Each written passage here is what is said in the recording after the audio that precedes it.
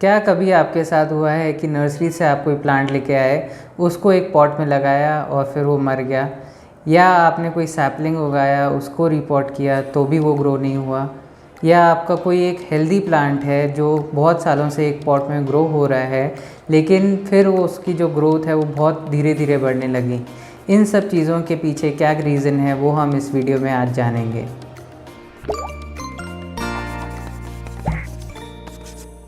Transplantation का मतलब होता है कि एक पौधा जो अपने पॉट में ग्रो हो रहा है उसको उससे निकाल के एक नए पॉट में लगाते हैं। इसको करने के 3 मेजर रीज़न होते हैं। पहला रीज़न होता है कि उसको हम जब भी किसी नर्सरी से लेके आते हैं तो वो प्लास्टिक बैग में आता है।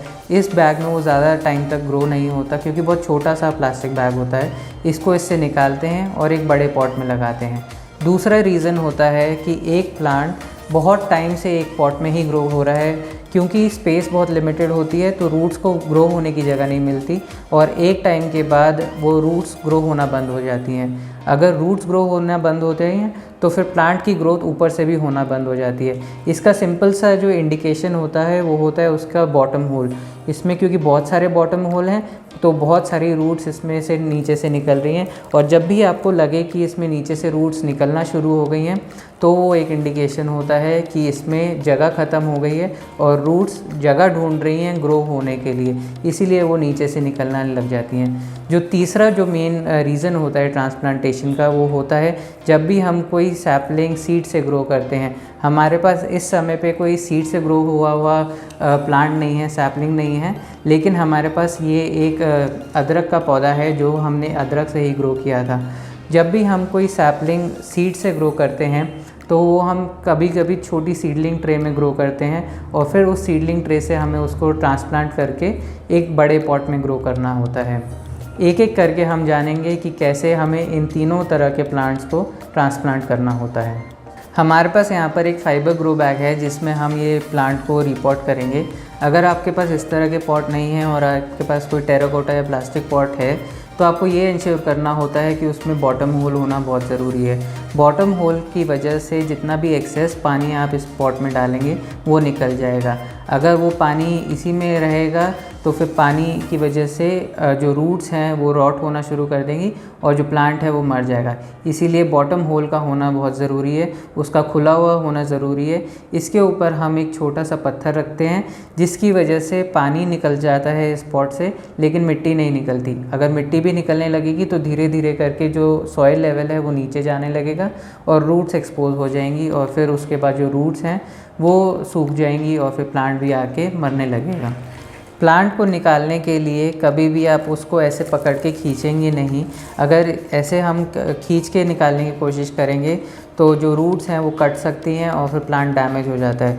इसको निकालने का सबसे आसान तरीका होता है थोड़ा सा पॉट को हम प्रेस करेंगे जिससे साइड वाली जो सॉइल है वो पॉट से हट जाएगी और प्लांट आसानी से निकल जाएगा। इसको हम यूँ पकड़ के किसी भी हार्ड सरफेस पे 2-3 बार टैप करेंगे और फिर वो पूरा का पूरा सीड बॉल सॉइल बॉल निकल जाएगा।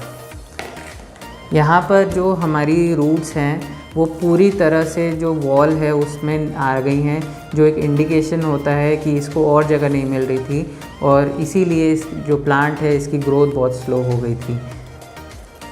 ये जो पॉट है इसमें हमने थोड़ी सी मिट्टी भर ली है। इसमें होल नहीं होता तो कोई टेंशन की बात नहीं होती। इसमें पानी हर तरफ से निकल जाता है। एयर प्रूनिंग पॉट्स होते हैं ये। इसको अच्छे से हम सॉइल से भरेंगे।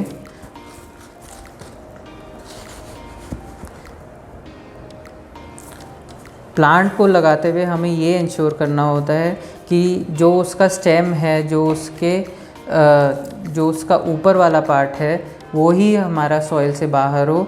जो हमारा स्टेम है वो कभी भी सॉइल में नहीं जाना चाहिए, क्योंकि अगर वो स्टेम भी सॉइल में चला जाएगा तो वहाँ से उसकी रॉटिंग शुरू हो जाएगी। इसीलिए ट्राई कीजिए कि प्लांट को जितना ऊपर लगाएं उतना अच्छा होता है।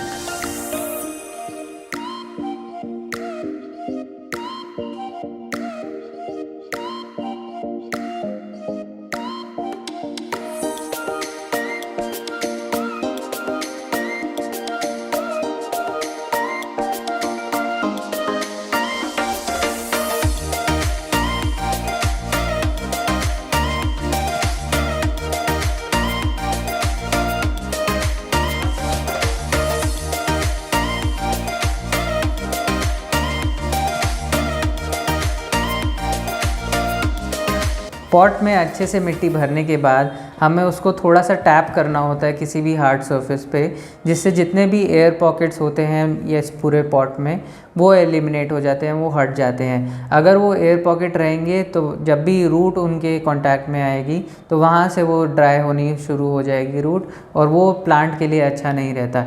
इसलिए बेटर ये रहता है कि इसको थोड़ा सा साइड से टैप करके जितने भी हवा यहाँ पर अक्यूमुलेट हो रखी है उसको हटा के मिट्टी को हमें सेटल करना होता है। थोड़े टाइम तक करेंगे तो अच्छे से सेटल हो जाएगी और प्लांट जो है वो भी स्टेबल हो जाएगा।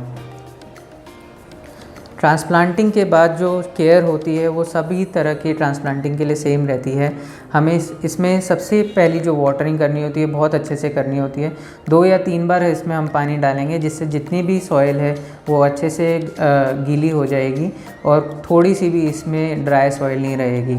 जो दूसरा हमें काम करना होता है वो होता है इसको थोड़े दिन के लिए 2 या 3 दिन के लिए एक सेमी शेडेड एरिया जहाँ पर इनडायरेक्ट सनलाइट आती है वहाँ पर रखना होता है। ये अभी प्लांट थोड़े से शॉक में है, इसीलिए हमें इसकी थोड़ी ज़्यादा देखभाल करनी होती है और बहुत ज़्यादा हार्श कंडीशन जैसे बहुत ज़्यादा धूप में, बहुत ज़्यादा अंधेरे में इसको नहीं रखना होता। बिल्कुल ही माइल्ड कंडीशन, मॉडरेट कंडीशंस में इसको रखना होता है, जैसे कि इनडायरेक्ट सनलाइट कहीं पर भी, जैसे अगर आपकी कोई ईस्ट फेसिंग बालकनी है तो उसमें आप रख सकते हैं जहाँ पे सुबह की 2 घंटे की धूप इसे मिलेगी तो ये अच्छे से सर्वाइव कर जाएगा।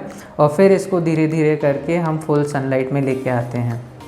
जब भी आप कोई नया प्लांट नर्सरी से घर लेके आते हैं तो वो भी एक तरह से रिपोर्टिंग या ट्रांसप्लांटिंग ही होता है। एक प्लांट के लिए वो एक शौक होता है क्योंकि नर्सरी में वो अलग कंडीशंस में ग्रो हो रहा होता है और जब आप उसको घर लेके आते हैं तो घर में कंडीशंस अलग होती हैं। इस चेंज को हमें मैनेज करना होता है और इसको अब्जॉर्ब करने के लिए सबसे आसान तरीका होता है जब भी आप इसको घर लेके आएँ तो उसी दिन उसको रिपोर्ट नहीं करें, इसको 2 या 3 दिन सेटल होने के लिए दीजिए। इसको सेमी शेडेड एरिया में रखिए जहाँ पर मॉडरेट कंडीशंस हों। जब ये सेटल हो जाए और घर में आपके ग्रो होने लग जाए तब आप इसको सेफली एक नए पॉट में ट्रांसप्लांट कर सकते हैं, जिसके लिए आपको सेम ही मेथड फॉलो करना है। एक पॉट में अच्छे से सॉइल भर के उसमें आप इसको डालना है। ज़्यादा रूट्स को डिस्टर्ब नहीं करेंगे क्योंकि बहुत छोटा प्लांट होता है और इतने छोटे प्लांट के लिए अगर आप बहुत ज़्यादा रूट्स को डिस्टर्ब करेंगे तो उसको सर्वाइव करने में थोड़ी सी दिक्कत आ सकती है। एक छोटी सी टिप, अगर जब भी आप ये इस तरह का या कड़ी पत्ते का प्लांट लेके आते हैं तो जब भी इसको रिपोर्ट करें उसकी जो ऊपर वाली टिप होती है उसको बस प्रून कर दीजिए, जिससे इसमें साइड ब्रांचिंग होगी और ये प्लांट और ज़्यादा हेल्दी हो जाएगा। जब भी हम कोई प्लांट सीड से ग्रो करते हैं तो उसको हम सीडलिंग ट्रे में ग्रो करते हैं क्योंकि हमें बहुत सारे सीड्स ग्रो करने होते हैं और उस सीडलिंग ट्रे से निकाल के हमें एक छोटे पॉट में उसको ट्रांसप्लांट करना होता है। उसको करने का सही समय तभी होता है जब उस सैपलिंग में 3 या 4 पत्ते आ जाएं। इससे पहले अगर आप करेंगे तो वो एक इंडिकेशन होता है कि प्लांट में ज़्यादा स्ट्रेंथ नहीं है और अगर आप उस स्टेज पे उसको ट्रांसप्लांट करेंगे तो वो मुरझाने लगेगा। प्लांट ट्रांसप्लांटेशन का बेस्ट टाइम रहता है स्प्रिंग और मानसून। इस समय पे प्लांट्स अपनी ग्रोथ पे होते हैं और जितना भी शॉक उनको लगता है ट्रांसप्लांटेशन की वजह से वो बहुत आसानी से अब्जॉर्ब कर लेते हैं और वो अपनी ग्रोथ को कंटिन्यू करते हैं। अगर आप ट्रांसप्लांटिंग बहुत ही हार्श वेदर्स में करेंगे जैसे कि एक्सट्रीम समर्स या एक्सट्रीम विंटर्स पे, तो उस समय पे प्लांट के लिए सर्वाइव करना थोड़ा सा डिफ़िकल्ट रहता है। तो इन समय पे हमें जो प्लांट का ट्रांसप्लांटेशन है वो थोड़ा सा अवॉइड करना चाहिए। इस सीरीज़ में हमने गार्डनिंग से रिलेटेड सारे मेजर कॉन्सेप्ट्स कवर किए हैं जो आपकी प्लांट केयर जर्नी में बहुत ही हेल्पफुल रहेंगे। अगर आपको कोई क्वेश्चन है किसी भी प्लांट से रिलेटेड तो हमें कमेंट सेक्शन में लिख के आप हमसे पूछ सकते हैं, जिसका आंसर हम जल्द से जल्द देंगे।